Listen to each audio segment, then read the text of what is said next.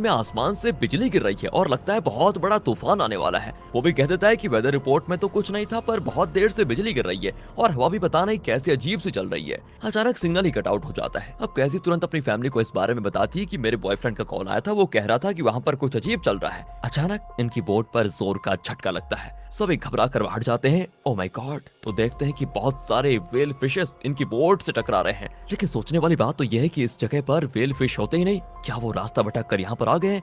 ये सोचकर टॉम बड़ा कंफ्यूज होता है। असल में टॉम एक ओशन रिसर्चर है और वो समुद्र के बारे में काफी कुछ जानता है। कुछ देर में व्हेल फिश वहाँ से चले भी जाते हैं बिना किसी को कुछ करे। तो टॉम चेक करने जाता है कि कहीं बोट को कोई डैमेज तो नहीं हुआ, पर कुछ ही देर में वो बाहर आता है, वो भी घायल हालत में। असल में प्रोपेलर से उसकी चोट लग गई थी। तब जूलिया उसके कट को स्टिच करती है और पूछती है कि सब ठीक तो है ना? वो कहता है कि नहीं, एक मुसीबत है। बोट के निचले हिस्से का एक शाफ्ट टूट गया है। अगर उसे ठीक नहीं करेंगे तो हम बोट का डायरेक्शन चेंज नहीं कर पाएंगे। उसके बिना अगर बोट को स्टार्ट किया तो इंजन खराब हो सकता है। यहाँ कैसी बाहर आकर अपने बॉयफ्रेंड से कनेक्ट करने की कोशिश करती है, लेकिन सिग्नल बहुत ही वीक होता है, मतलब होता ही नहीं। टॉम पानी और खाने का स्टॉक चेक करता है और बताता है कि ये तो और 4 दिन चल जाएगा वैसे, पर हमें चाहिए कि हम इन्हें कम यूज करें और इमरजेंसी के लिए बचा कर रखें। जूलिया भी रेडियो पर किसी को कांटेक्ट करने की कोशिश करती है, लेकिन कोई सिग्नल नहीं मिलता उसको। टॉम कहता है कि देखो देखो, काम ये कई शिप्स का समुद्री रास्ता है, जरूर कोई ना कोई शिप यहाँ आता ही होगा या जाता ही होगा। हम उनसे मदद मांग सकते हैं, तुम टेंशन मत लो। तभी कोई आवाज को सुनकर वो बाहर जाते हैं तो देखते हैं आसमान से एक मेट्रोइड गिर रहा है और इनकी दिशा में ही आ रहा है।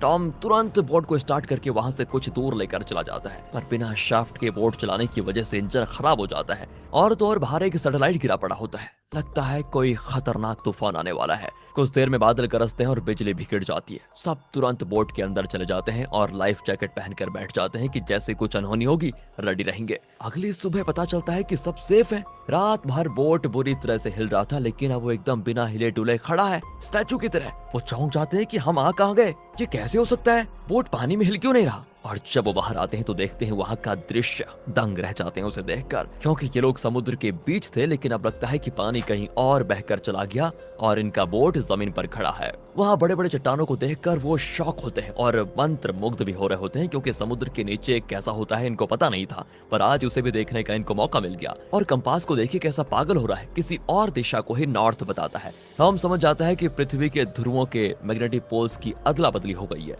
इसी वजह से समुद्र का सारा पानी दूसरी दिशा में शिफ्ट हो चुका है।